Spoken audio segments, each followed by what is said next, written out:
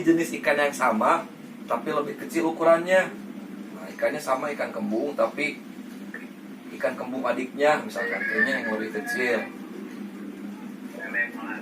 Nah, lele bisa mengganti jenis ikan tadi ya.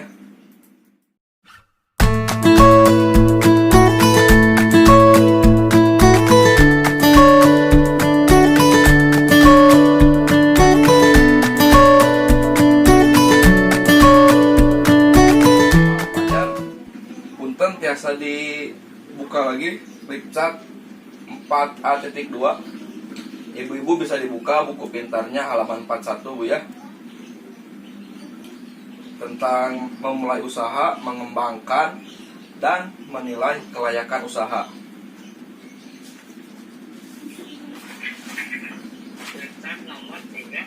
4A.2 sama yang kayak tadi Bu Pani bawahnya.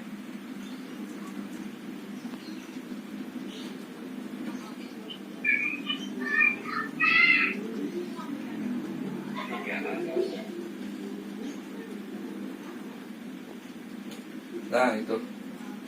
Nah Bu ya, di sini kita lihat ada untuk mengembangkan dan menilai kelayakan usaha.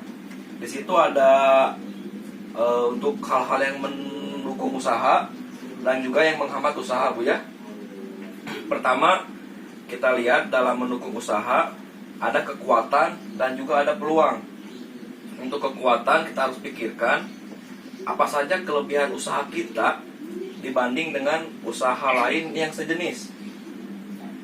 Contohnya memiliki keterampilan memasak ikan balado dan rasanya lebih lezat daripada masakan ibu-ibu lainnya. Nah itu bisa menjadi kekuatan bagi Ibu Lili ya, karena dia mempunyai keterampilan memasak ikan balado lebih dari masakan ibu-ibu lainnya.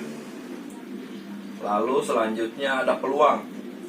Apa saja yang ada di luar usaha kita namun dapat memberikan pengaruh positif.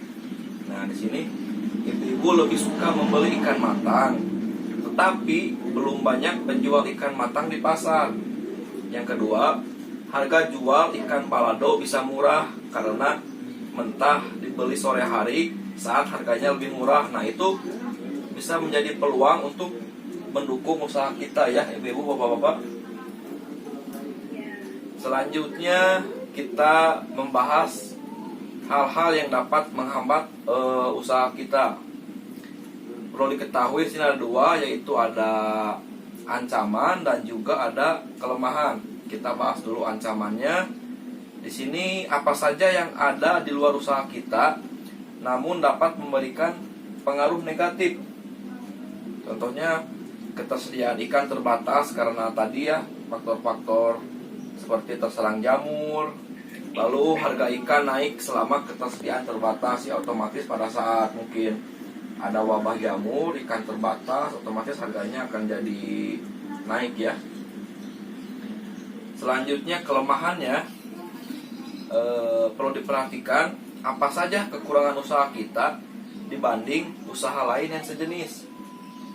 Nah di sini masakan yang dijual itu tidak banyak variasinya, tentu ini bisa menjadi kelemahannya. Jadi variasinya nggak hanya ikan balado, jadi kalau bisa kan lebih dipikirkan lagi untuk variasi makanannya ya. Nah di sini Bu selanjutnya langkah pentingnya adalah memikirkan cara untuk mengatasi kelemahan dan ancaman tadi ya, karena kalau mendukung usaha itu harus pikirkan matang. Nah ini bagaimana caranya kita untuk mengatasi tadi hal-hal yang dapat menghambat usaha kita, dilihat dari segi kelemahan dan juga segi ancaman.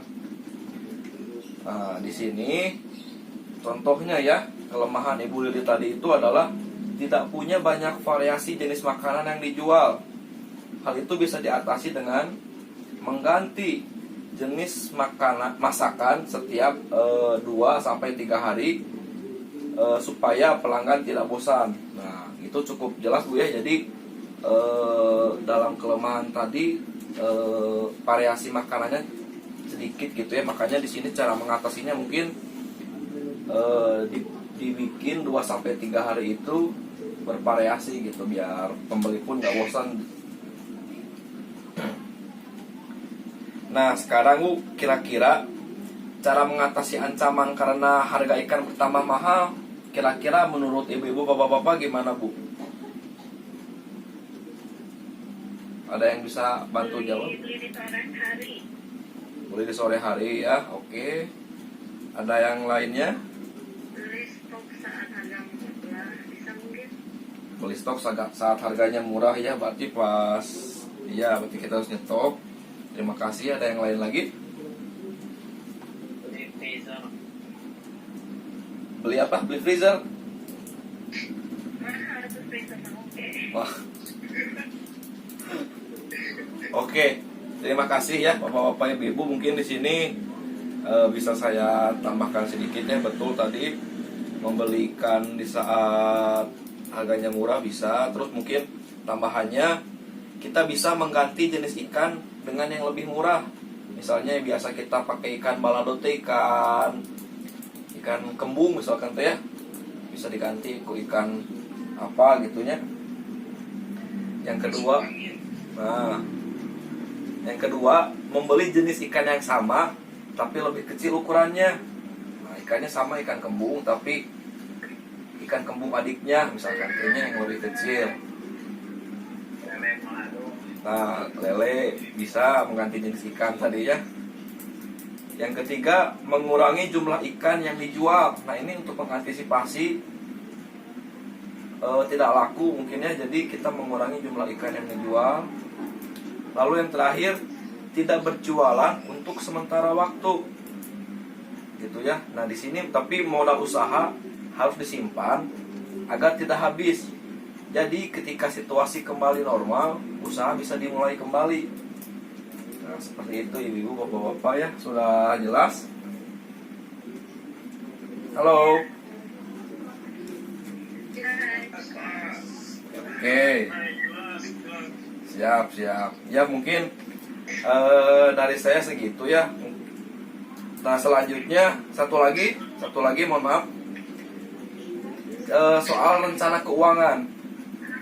Nah setelah ini kita menilai kelayakan usaha, maka kita perlu tahu apakah usaha itu dapat memberikan keuntungan atau tidak. Ini jelas ya, rencana keuangan harus dipikirkan matang-matang.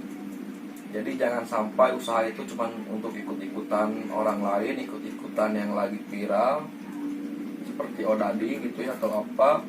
Tapi kita harus benar-benar memperhatikan apakah usaha itu dapat memberikan keuntungan atau tidak. Gitu ya. Mungkin dari saya sekian, nanti selanjutnya mangga next. Ya, lanjut aja, Fer.